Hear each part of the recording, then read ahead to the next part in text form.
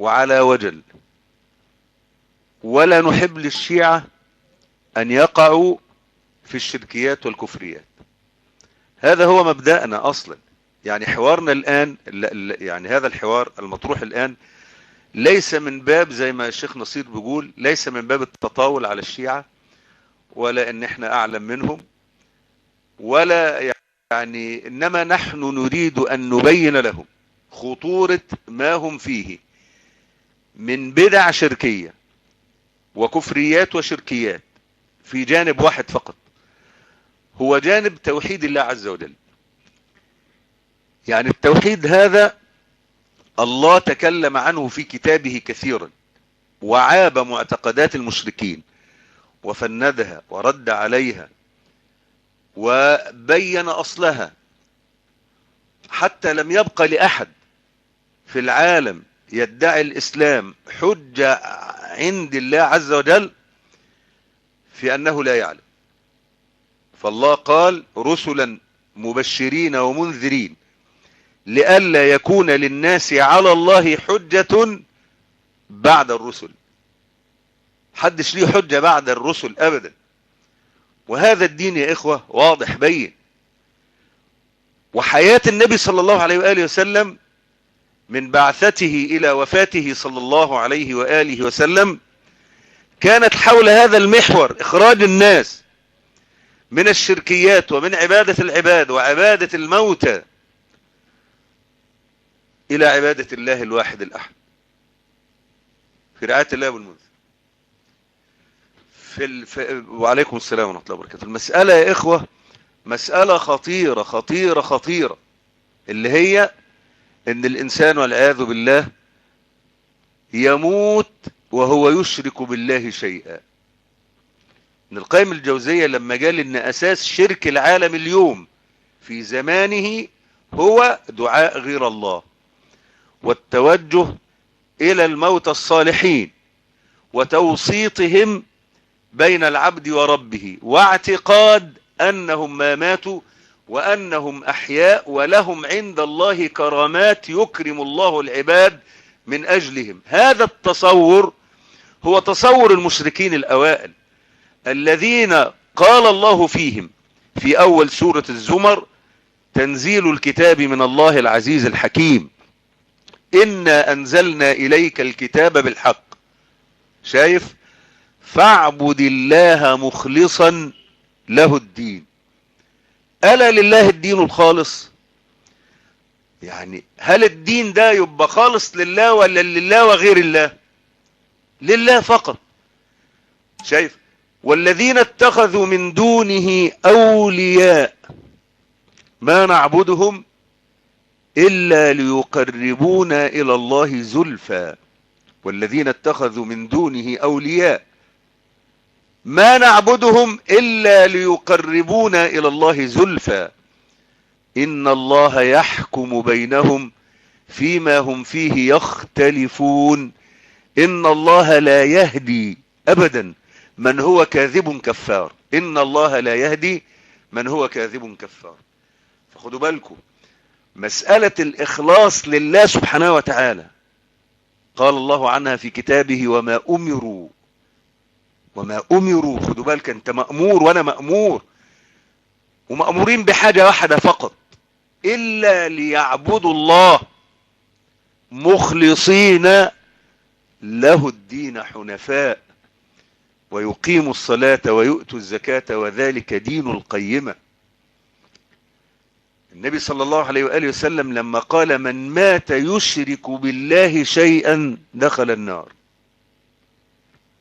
إن الله لا يغفر أن يشرك به ويغفر ما دون ذلك لمن يشاء إلا الشرك. مفيش لعب أبدا في المساحة دي خالص، ولا استحسان ولا تقول ولا هوى ولا أي شيء.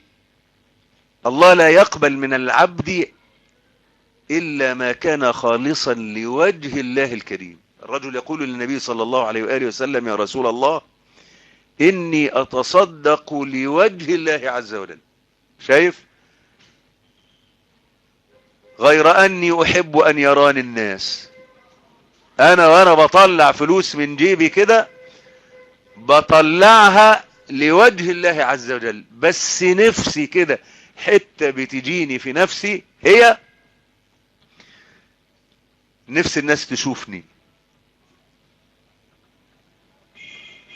فينزل قول الله عز وجل: فمن كان يرجو لقاء ربه فليعمل عملا صالحا ولا يشرك بعبادة ربه أحدا. أبدا أبدا. ربنا عايزها خالصة له، تجريد الإخلاص وتحرير العبادة لله سبحانه وتعالى. لكن أن يشرك بالله أو مع الله في دعائه ورجائه والغوث منه وطلب المدد، يشرك بالله واحد تاني مع الله عز وجل. ليه؟ هو اللي مع الله اللي انت بتحطه ده بينك وبين الله سبحانه وتعالى ما هو مخلوق زيك زيه، مفتقر الى رحمة الله. اولئك الذين يدعون، اللي انت بتقول له يا علي يا فاطمة كده، يبتغون الى ربهم الوسيلة، كانوا بيدوروا على اعمال صالحة. اللي انت بتقول له يا علي، علي ده كان بيدور على اعمال صالحة. ويرجون رحمته ويخافون عذابه. أولئك الذين يدعون يبتغون إلى ربهم الوسيلة أيهم أقرب ويرجون رحمته ويخافون عذابه. رايح تشرك بالله عبد، تقول له هات يا فاطمة يا بنت محمد يا سيدتي يا مولاتي أغيثيني. يا خبر أبيض، أغيثيني. طب هو أنت ما جريتش أبدا ولا مريت على المصحف مرة واحدة في حياتك وقرأت قول الله عز وجل: ادعوني استجب لكم؟ وقال ربكم ادعوني استجب لكم. ما عدتش عليك خالص دي ادعوني. طب يعني طب ادعوني، كلمة استجب لكم ما عدتش عليك خالص؟ ما مر عليك ابدا قول الله عز وجل: إن تدعوهم لا يسمعوا دعاءكم ولو سمعوا ما استجابوا لكم ويوم القيامة يكفرون بشرككم. خد بالك، شوف الكلام جاي في معرض ايه؟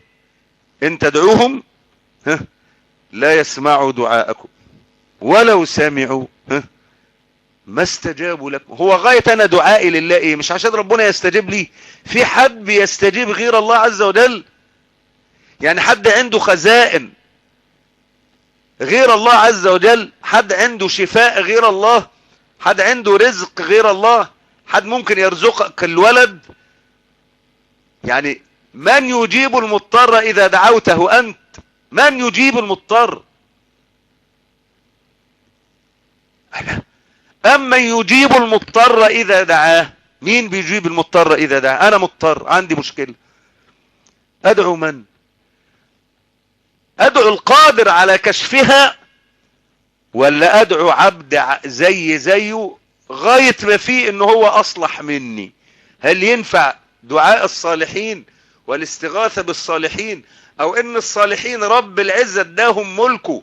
يعني هل رب العزة في القرآن او النبي قال كده عباد الصالحين مثلا انا اعطيتهم امكانية الشفاء وامكانية ان يعطونا الولد هل ربنا قال كده في كتابه الكريم؟ ده ربنا قال عكس كده، قال امن يجيب المضطر اذا دعاه ويكشف السوء ويجعلكم خلفاء الارض أإله مع الله؟ في اله تاني مع الله يجيب المضطر اذا دعاه ويكشف السوء ويجعلكم خلفاء الارض؟ في حد تاني؟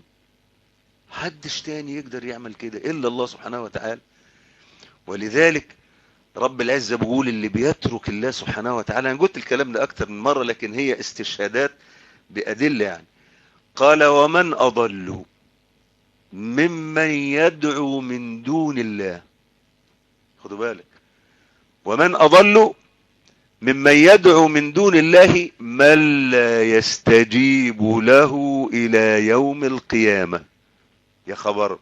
يعني البعيد اللي بيدعو غير الله لو ربنا عمره الى يوم القيامة وفضل يدعو اللي بيدعوه غير الله الى يوم القيامة، يعني واحد عاش ملايين السنين، الله اعلم متى ستقوم الساعة، لو ان الله اطال في عمر هذا الرجل وظل يقول يا بدوي يا حسين يا بدوي يا حسين يا علي يا فاطمة، عمر ما حد هيجاوبه.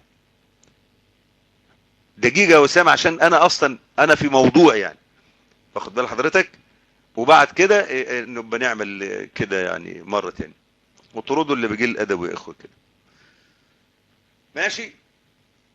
يبقى شايف رب العزة بيقول ايه يا وسام؟ ومن اضل، يعني من اضل من هذا الرجل؟ ومن اضل ممن يدعو من دون الله من لا يستجيب له الى يوم القيامة وهم عن دعائهم غافلون واذا حشر الناس. خدوا بالكم يا اخوة، دلالة الالفاظ في القرآن عظيمة جدا، واخد بالك؟ كون الله عز وجل، هذا كلام الله الذي يقرر الحقائق الواضحة البينة للبشر لعباده، ولكن عباده مش هنا خالص. شايف الله يقول ومن اضل، من اضل من هذا الرجل اللي هو بيعمل ايه؟ ومن اضل ممن يدعو من دون الله من لا يستجيب له الى يوم القيامة وهم عن دعائهم غافلون واذا حشر الناس كانوا لهم اعداء. الله، يعني اللي بيقول له يا علي، علي هيجي يوم القيامة عدو لي. الله، وفي آية تانية بتقول ايه؟ ويوم يحشرهم او يوم نحشرهم وما يعبدون من دون الله. خد بالك، فيقول أأنتم أضللتم عبادي هؤلاء أم هم ضلوا السبيل. يعني يا علي انت كنت بتقول لهم ادعوني، انت السبب ان الناس دي ما عادتش بتقول لي يا رب وعادت بتقول يا علي. أأنتم أضللتم عبادي هؤلاء أم هم ضلوا السبيل. قالوا سبحانك ما كان ينبغي لنا أن نتخذ من دونك من أولياء ولكن متعتهم وآباءهم حتى نسوا الذكر وكانوا قوما بورا هالكين. نسوا الذكر، نسوا القرآن، ما راحوش ما التفتوش لكتاب الله، ما جاروش. قل لا أقول لكم عندي خزائن السماوات قل لا أقول لكم عندي خزائن الله ولا أعلم الغيب ولا أقول لكم إني ملك. ما جاروش الآيات اللي على السبورة دي أبدا. ليه؟ ربنا بيقول لهم أأنتم أضللتم عبادي هؤلاء أم هم ضلوا السبيل. قالوا سبحانك ما كان ينبغي لنا أن نتخذ، إذا كان إحنا لم نتخذ من دونك من أولياء يبقى إحنا هندلهم إن هم يعبدون ويتوجهوا إلينا؟ ما ينفعش. ولذلك مشكلة زي ما رب العزة لما قال وقفوهم إنهم مسؤولون. ما لكم لا تناصرون؟ يلي كنت بتقول له أيوة قول يا علي قول يا فاطمة، بل هم اليوم مستسلمون، بل هم اليوم مستسلمون. ولذلك الآية التانية يا إخوة ركزوا فيها شوي، ويوم نحشرهم جميعا ثم نقول للذين أشركوا مكانكم أنتم وشركاؤكم. استنى انت وهو. ويوم نحشرهم جميعا ثم نقول للذين أشركوا مكانكم أنتم وشركاؤكم فزيلنا بينهم. وقال شركاؤهم اللي كانوا بينادوا عليهم ما كنتم إيانا تعبدون أبدا، فكفى بالله شهيدا بيننا وبينكم إن كنا عن عبادتكم لغافلين. يعني اللي كان بيقول يا علي يا مدد يا علي أو يا حسين أو كده، ربنا هيوقف علي واللي بيقول ويقول له تعالى تعالى انت وهو. ويوم نحشرهم وما يعبدون من دون الله فيقول يا وسام انت عندك مايك الاول، عشان عايز اكمل كلامي وانت قلت لي كمل، وبعد كده عمال بتشغلني على التكست. يعني انت شيعي حضرتك؟ شيعي ولا سني يا استاذ وسام؟ رد علي. شيعي يعني. عند معاليك مايك، عند حضرتك مايك، عند حضرتك مايك، تنتظر قليلا وبعد كده ان شاء الله نبقى ناخد وندي كده مع بعضينا. يعني لو عندك مايك اسعد بيك، يعني الغرفة غرفتك وانا ضيف عندك، ولو شايف انا بقول حاجة غلط ممكن تصححها لي، حق لي عليك. يمكن انا فاهم غلط، اتفهمني انت الصح، ماشي؟ بس هو دي كده يعني. رب العزة يا استاذ وسام بيقول في كتابه الكريم: ان الذين تدعون من دون الله عباد امثالكم.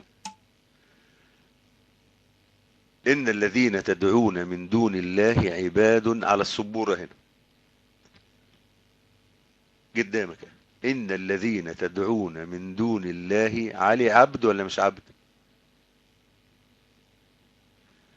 ان الذين تدعون من الاخوة بيحطوا الايات بالصور، لو ده اللي شغلك خالص عشان ما تشغلنيش انا، راجع السبورة هتلاقي الاية والصورة قدامك كده. ان الذين تدعون من دون الله عباد امثالكم فادعوهم فليستجيبوا لكم ان كنتم صادقين. ألهم أيد يبطشون بها أم لهم أعين يبصرون بها أم لهم آذان يسمعون بها؟ خد بالك، اللي بيروح قدام قبر علي بن أبي طالب أو قبر الحسين هو يدعو صنم، وأنا مصمم صنم أو وثن، كالذي يدعو الأوثان بالضبط، كالذي يدعو هبل واللات والعزى. الذي يدعو علي بن أبي طالب كالذي يدعو مناه، أو كالذي يدعو ود وسواع ويغوث ويعوق ونسر. لأن ود وسواع ويغوث ويعوق ونسر رجال صالحين زيهم زي علي بن أبي طالب. اللات كان رجلا صالحا يلت السويق للحجيج، فتوجه الناس إليه بالعبادة فدعوه واستغاثوا به، ولما أنكر عليهم هذا قالوا ما نعبدهم إلا ليقربونا إلى الله زلفى. ماشي؟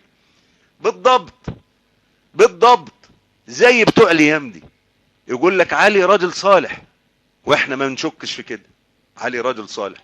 لكن هل علي بن أبي طالب قال وأمر الناس بأن يدعوه وأن يستغيثوا به وأن يطلبوا منه ما لا يقدر عليه إلا الله سبحانه وتعالى؟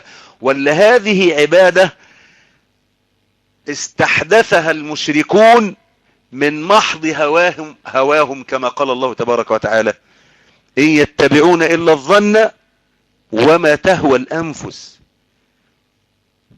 شايف الآية مختومة بإيه؟ ولقد جاءهم من ربهم الهدى. إن يتبعون إلا الظن.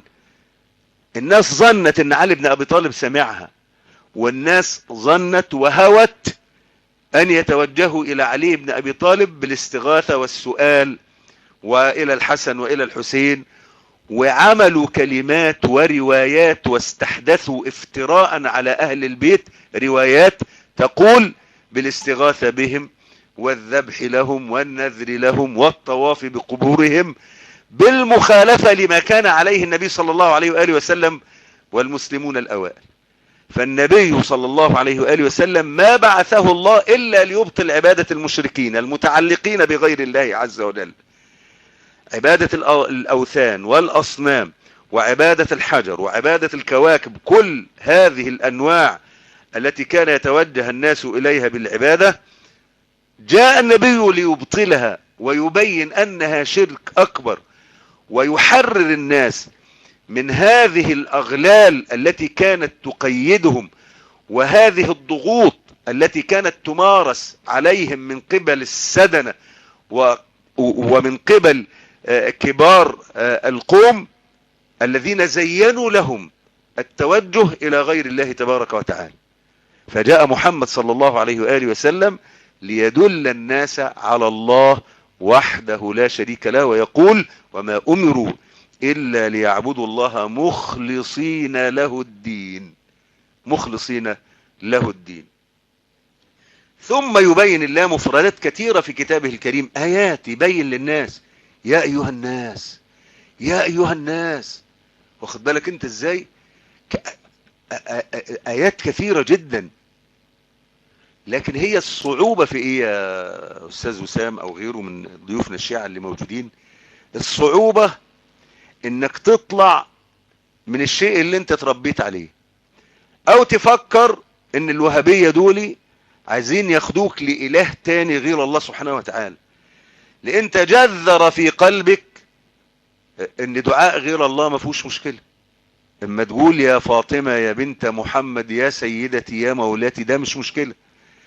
ان تتوجه لها بالعبادة وان تسجد لها، تسجد لها زي ما الرجل الشيعي بيقول ان ان السجود لفاطمة ما هوش مشكلة، بل ما ينفعش تدعوها وتلتفت الى الله عز وجل. ماشي؟ بس هذا شيء. الشيء الاخر ان مسألة التدين، هو انا لما بكلمك الان يا استاذ وسام انت او اي واحد شيعي يعني، انا بدي اخليك تسيب علي بن ابي طالب وتدعو ابو بكر الصديق مثلا، او تدعو عمر بن الخطاب، او تدعو عثمان بن عفان؟ ابدا، شرك برضه، شرك. ولو دعوت الرسول محمد صلى الله عليه وسلم شرك برضه، شرك. قل لا يعلم من في السماوات والارض الغيب الا الله. لا، الآية: وإن من شيء إلا عندنا خزائنه، فالخزائن كلها عند الله. واحنا رب العزة قال لنا كده في القرآن، قال لنا ايه؟ قال واسألوا الله من فضله. انا بسأل الله من فضل علي ولا بسأل الله من فضل الله عز وجل؟ الفضل لمن؟ والصحة ممن؟ والشفاء من عند من؟ والأرزاق من عند من؟ من عند الذي قال ادعوني أستجب لكم. من لا يسأل الله يغضب عليه، من لا يسأل الله يغضب عليه. صح؟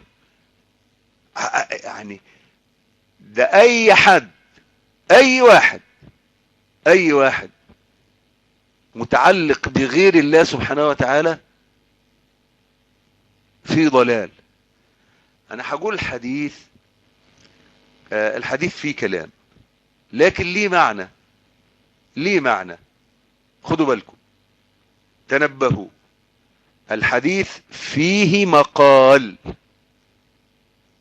لكن يستأنس به. ايه هو؟ وعزتي وجلالي وجودي ومجدي لأقطعن أمل كل مؤمل أمل غيري. خدوا بالكم،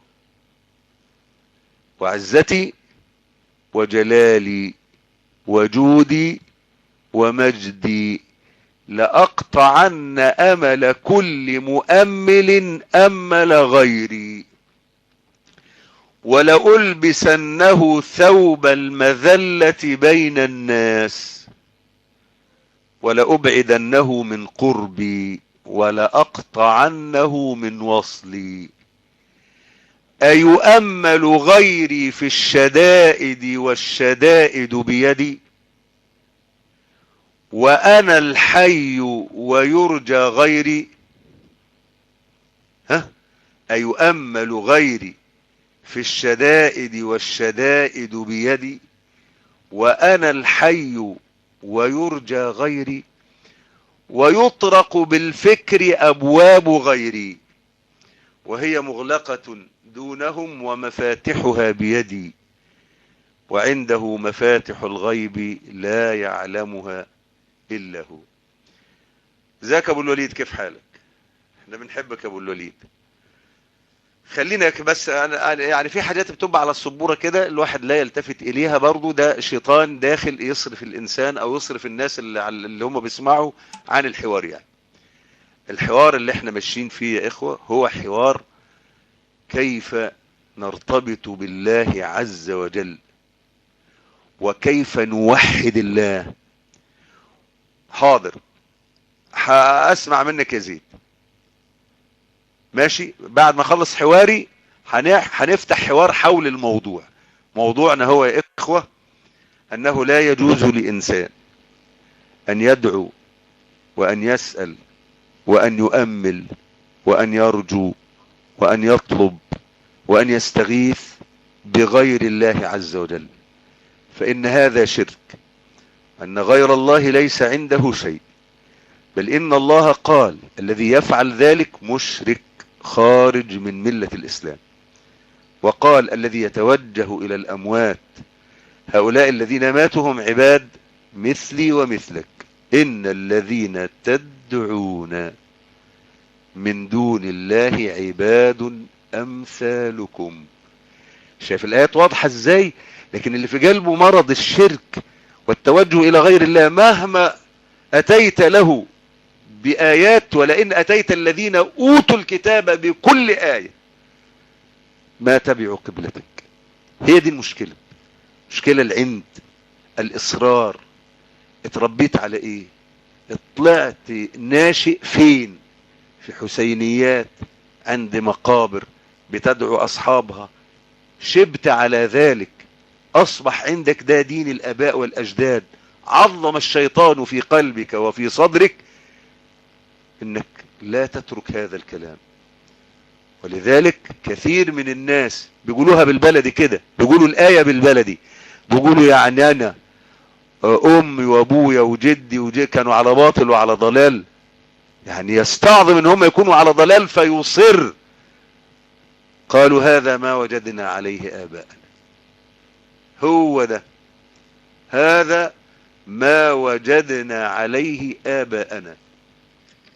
ولذلك الله عز وجل يقول أولو كان آباؤهم لا يعقلون شيئا ولا يهتدون. حتى لو أبو البعيد كان حمار، انت لازم تبقى حمار يعني؟ استغفر الله العظيم. يعني لو أبوك كان غبي مش فاهم برضو، انت برضو لازم تبقى غبي ماشي كده تقول هذا ما وجدنا عليه آباءنا؟ اللي هذا ما وجدنا عليه آباءنا. رب العزة بيقول لك ولقد جاءهم من ربهم الهدى. الهدى هذا دين الله عز وجل، وهذه سيرة رسول الله صلى الله عليه وآله وسلم بينكم. هذا دين الله عز وجل، إفراد العبادة لله. ولذلك الآية اللي على السبورة يا أيها الناس ضرب مثل فاستمعوا له. يا أيها الناس ضرب مثل فاستمعوا له، إن الذين تدعون من دون الله لن يخلقوا ذبابا ولو اجتمعوا له. تاني يا أبو بكر، تاني يا أبو بكر. يا أيها الناس ضرب مثل فاستمعوا له، في سورة الحج في الآخر. إن الذين تدعون من دون الله لن يخلقوا ذبابا ولو اجتمعوا له. ثالث حاجة هقولها تاني بس عشان المعنى يرسخ في الذهن. يا أيها الناس، رب العزة بيقول يا أيها الناس، يا أيها الناس.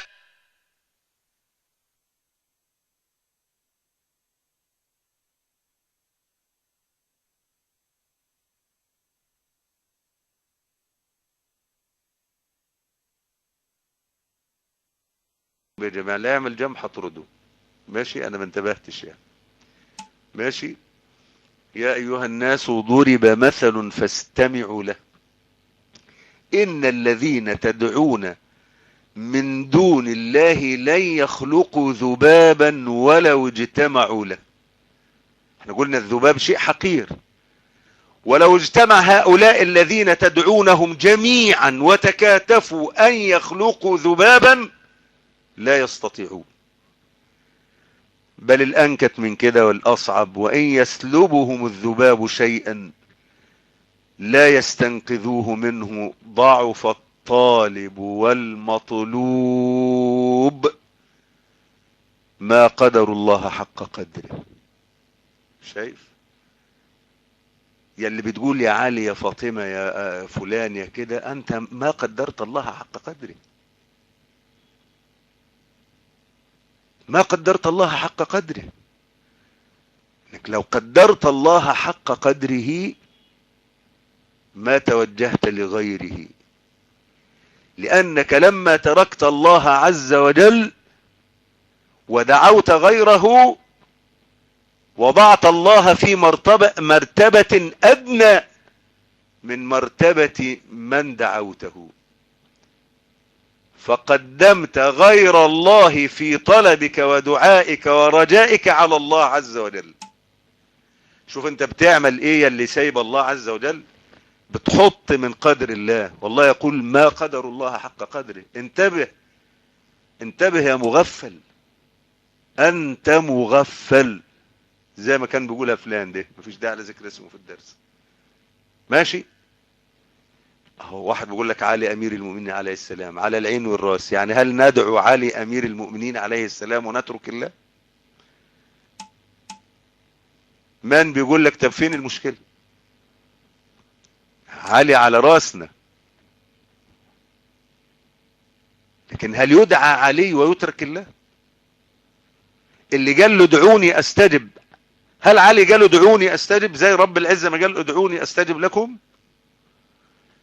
وبعدين ربنا يقول ان الذين يستكبرون عن عبادتي. واحد مستكبر يقول يا رب وبيقول يا علي، اللي بيعمل كده سيدخلون جهنم داخرين. واحد متكبر مش عايز يقول يا رب، مش عايز، واحد مش عايز يقول يا رب، ويقول لك يا علي يا فاطمة. يا عم ده لا يجوز التسوية بين الله وعلي، فما بالك إذا قدمت علي عن الله عز وجل. إذا كانت التسوية اللي في نار جهنم، أحد المصايب اللي ودتهم نار جهنم أنهم كانوا يسوون الله بخلقه. ولذلك في سورة الشعراء لما تقرأ كده قول الله عز وجل فكبكبوا فيها هم والغاوون. خدوا بالكم، ركزوا شوية في الآيات. ربنا بيتكلم على المشركين، مشرك ورا مشرك ورا مشرك ورا مشركين، مشركين ورا بعض عمالين يتكبكبوا في نار جهنم، فكبكبوا فيها هم والغاوون. انتوا معايا يا اخوة في الآيات؟ انتوا معايا في الآيات يا اخوة؟ مركزين ولا طيب بالله تركزوا معايا شوية. ربنا بيقول فكبكبوا فيها هم والغاوون وجنود إبليس أجمعون. كل ده في نار جهنم. قالوا وهم فيها يختصمون، بيشتموا بعض بقى، ما تبين لهم الحق زي ما ربنا وقفهم كده وقال لهم أأنتم أضللتم عبادي هؤلاء أم هم ضلوا السبيل؟ قالوا سبحانك ما كان ينبغي لنا أن نتخذ من دونك من أولياء. هنقول لهم بقى ادعونا؟ إذا كان احنا كنا أنت ولينا في الدنيا والآخرة، هنقول لهم بقى سيبوا ربنا وخدونا احنا أولياء؟ ما كان ينبغي لنا أن نتخذ من دونك من أولياء ولكن متعتهم وآباءهم حتى نسوا الذكر. وكل واحد سايب رب العزة ورايح لعلي بن أبي طالب أو غيره ممن يدعوا من دون الله عز وجل، ده رجل نسى الذكر. وكانوا قوما بورا، وكانوا قوما بورا. ودول اللي رب العزة هيوقفهم يوم القيامة زي ما قلنا ويوم نحشرهم جميعا ثم نقول للذين أشركوا مكانكم أنتم وشركاؤكم فزيلنا بينهم. وقال شركاؤهم اللي هم كانوا بيدعوا يعني ما كنتم إيانا تعبدون، انتوا كدابين، ده انتوا حرامية نصابين، ما كنتم إيانا تعبدون فكفى بالله شهيدا بيننا وبينكم إن كنا عن عبادتكم لغافلين. احنا مش كنا هنا، انت كنت بتقول لي يا علي بن أبي طالب وبتستغيث بفاطمة، وفاطمة ما كانت تعلم من كده شيء، ولا كانوا هنا خالص. إن كنا عن عبادتكم لغافلين.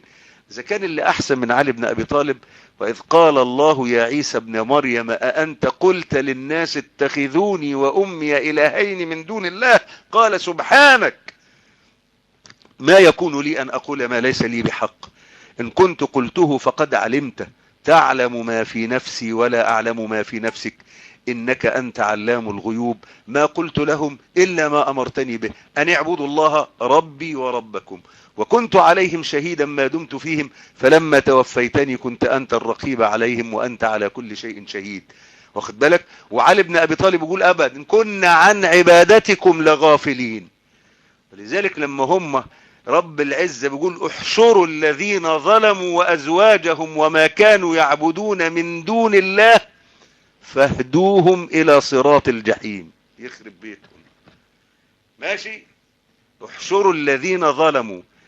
ركزوا في القرآن يا إخوة، القرآن كويس جدا وفيه جمال ما بعد جمال قول الفصل.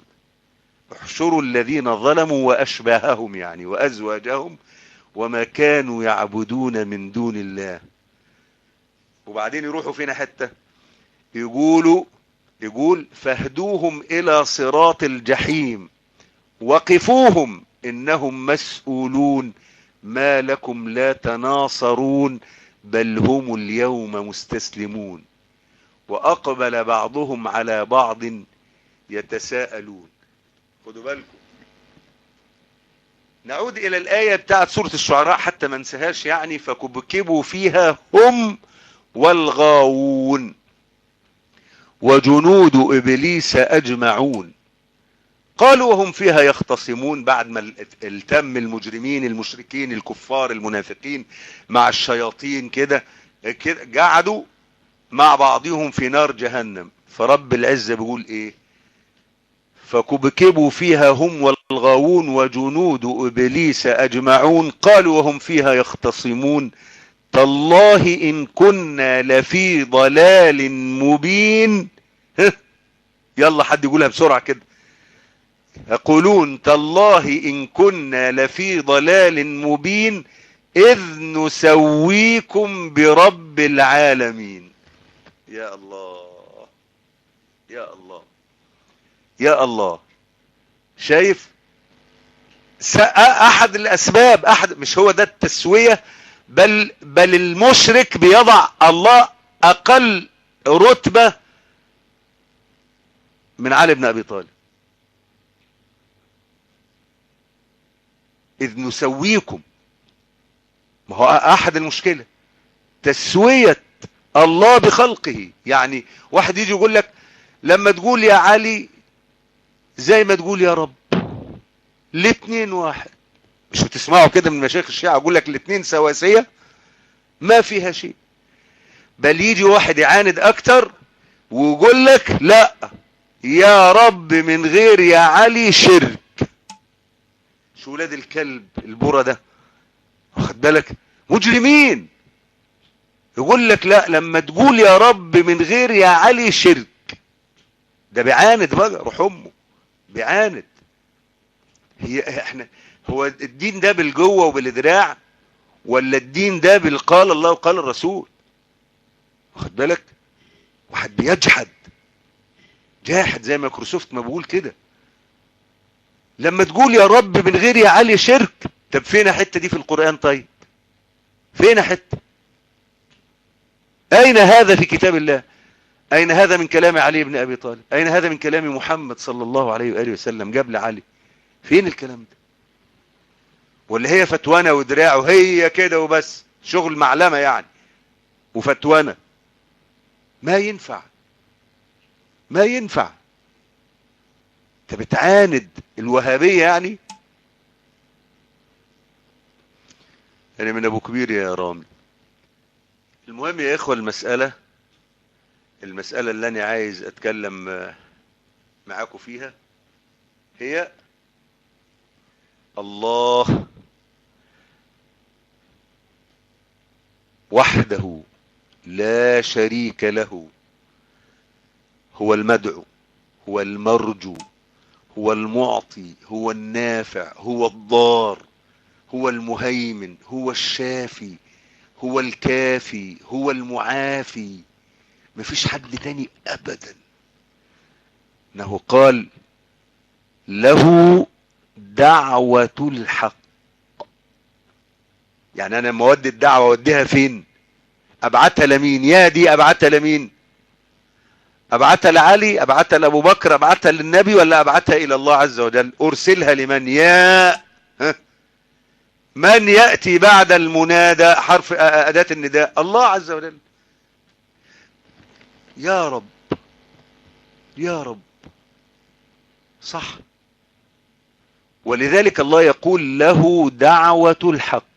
شوف، والذين يدعون من دونه. ما في ناس بتدعو من دونه ولا ما فيش؟ في. صح. مش في ناس بتدعو من دونه موجودين كتير، والشيعة هم بلاوي زي الهم على القلب زي ما بقول. والذين يدعون من دونه لا يستجيبون لهم بشيء. يا بهايم اصحوا. اي والله والله ما يقال لهم الا يا بهايم. بهايم فعلا. ادعوني استجب. شايف؟ يقول والذين يدعون من دونه لا يستجيبون لهم بشيء ابدا. هو انا لما بدعو ليه يا اخوه؟ مش عشان ربنا يستجيب لي. هو قال انت اما تدعيني هستجيب لك. تدعوني ساستجب لك. ادعوني استجب لكم. طب وغيرك يا ربي؟ قال والذين يدعون من دونه لا يستجيب. هو معاه حاجة؟ هو علي عنده حاجة؟ طب ما علي كان نفع نفسه، كان نفع ولاده، كان الحسين نفع نفسه.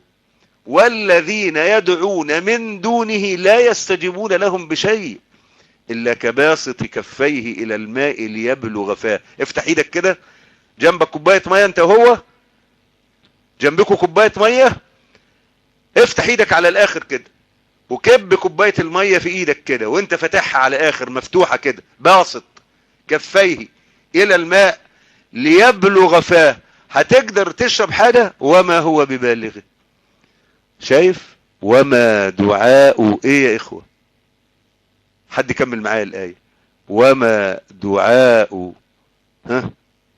وما دعاء الكافرين إلا في ضلال. يبقى الذي يدعو غير الله يا إخوة إيه بنص الآية هنا؟ إيه؟ كافر إلا في ضلال. وما دعاء الكافرين إلا في ضلال. يبقى ناخد الآية كده على بعضيها. له دعوة الحق. ذاك عم رعد يا رائد. له دعوة الحق والذين يدعون من دونه لا يستجيبون لهم بشيء إلا كباسط كفيه إلى الماء ليبلغ فاه وما هو ببالغه وما دعاء الكافرين إلا في ضلال.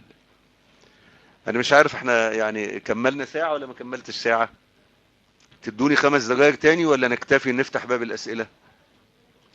خدوا بالكم يا إخوة، الحوار كله احنا بقال الله او قال الرسول بس، ما تكلمنا خارج كتاب الله تبارك وتعالى. لا تسب، لان عندكم شيعة في مصر فلا تمن زي الوهابية. سعد او اي واحد من ضيوفنا الشيعة، انا اكتفي ان شاء الله كده. وانا اعتقد هذا الكلام مكرر، وانا يعني